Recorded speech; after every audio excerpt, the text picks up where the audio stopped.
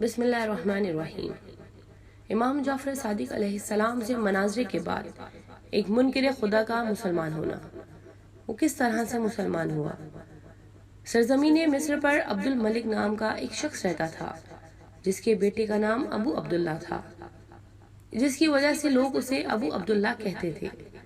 عبد الملک منکر خدا تھا اور اس کا عقیدہ تھا کہ یہ دنیا خود بخود وجود میں آ گئی ہے۔ اس نے یہ سن رکھا تھا کہ شیعوں کے چھٹے امام جعفر صادق علیہ السلام مدینے میں رہتے ہیں، جس کی وجہ سے اس نے مدینے کا قصد کیا تاکہ ان سے خداوند متعال کے بارے میں مناظرہ کرے۔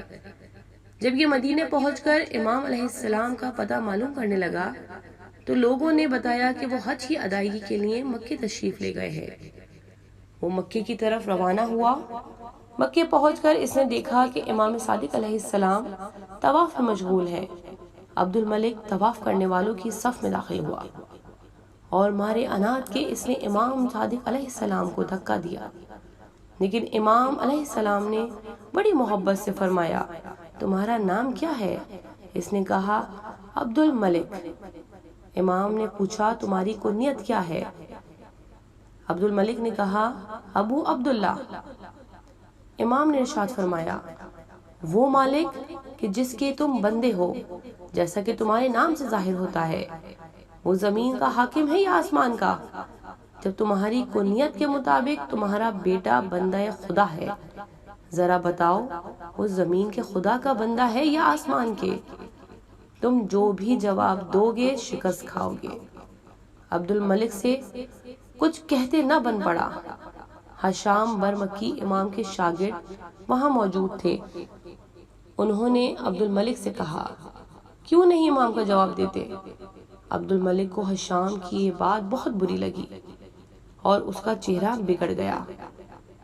امام نے ارشاد فرمایا، عبد الملک، طواف ختم ہونے تک صبر کرو اور طواف کے بعد تم میرے پاس آؤ تاکہ دونوں مل کر کچھ گفتگو کریں۔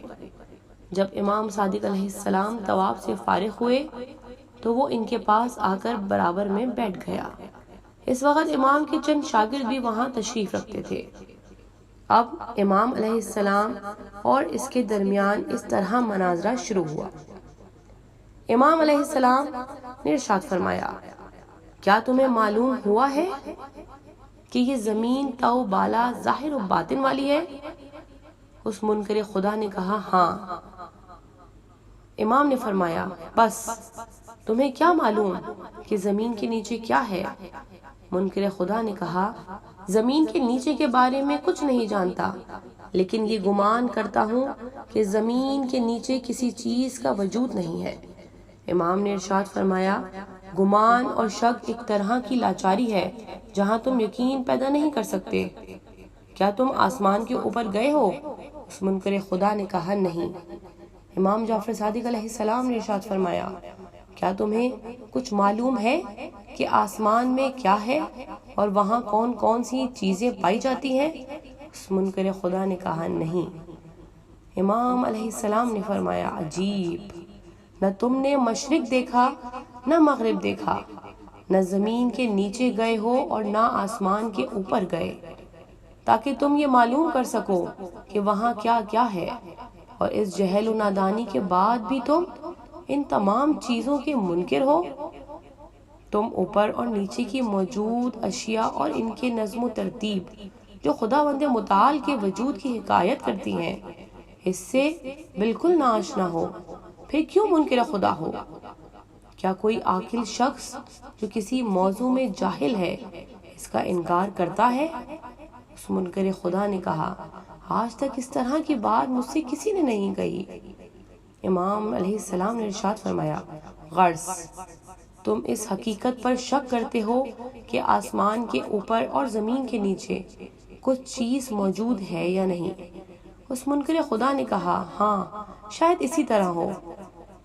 اسی طرح منکر خدا آہستہ آہستہ مرحلہ انکار سے شک و تردید کے مرحلے تک پہنچا۔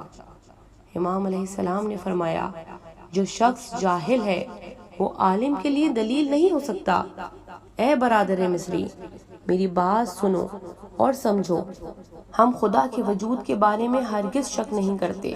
کیا تم سورج، چاند اور دن و رات کو نہیں دیکھتے کہ وہ صفحہ افق پر آشکار ہوتے ہیں اور وہ مجبوراً اپنے معینہ راستے پر گردش کر کے واپس پلٹتے ہیں، اور وہ اپنے اس راستے پر گردش کرنے میں مجبور و ناچار ہیں؟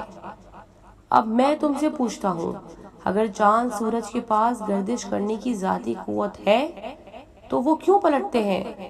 اور اگر اپنے آپ کو وہ مجبور نہیں سمجھتے تو کیوں نہیں رات دن ہو جاتی اور دن رات ہو جاتا؟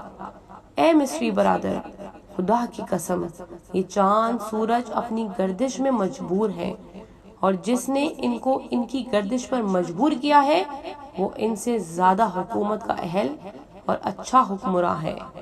منکر خدا نے کہا، سچ کہا۔ امام نے فرمایا، اے مصری برادر، تم یہ بتاؤ کہ تمہارے عقیدے کے مطابق اگر زمانے کے ہاتھوں میں موجودات کی زمام ہے اور وہی لوگوں کو لے جاتا ہے تو انہیں دوبارہ کیوں نہیں لوٹاتا؟ اور اگر لوٹا دیتا ہے تو پھر انہیں کیوں نہیں لے جاتا؟ اے برادر مصری، دنیا کی ہر چیز مجبور ہے، کیونکہ آسمان اوپر اور زمین نیچے واقع ہے۔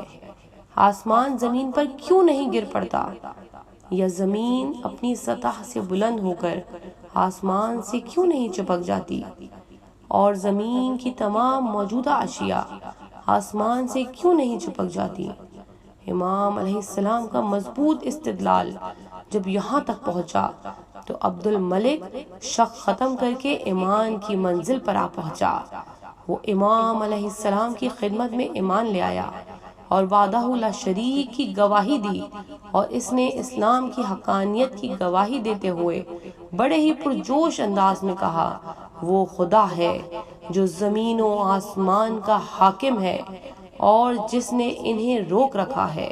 عبد الملک جو ابھی ابھی مسلمان ہوا تھا، امام جعفر صادق علیہ السلام سے عرض کرتا ہے، یا امام، آپ مجھے اپنے شاگرد کے طور پر قبول کر لیجئے۔ امام جعفر صادق علیہ السلام نے اپنے ایک خاص شاگرد حشام سے فرمایا، اے حشام، عبد الملک کو اپنے ساتھ لے جاؤ اور اسے احکام اسلام کی تعلیم دو۔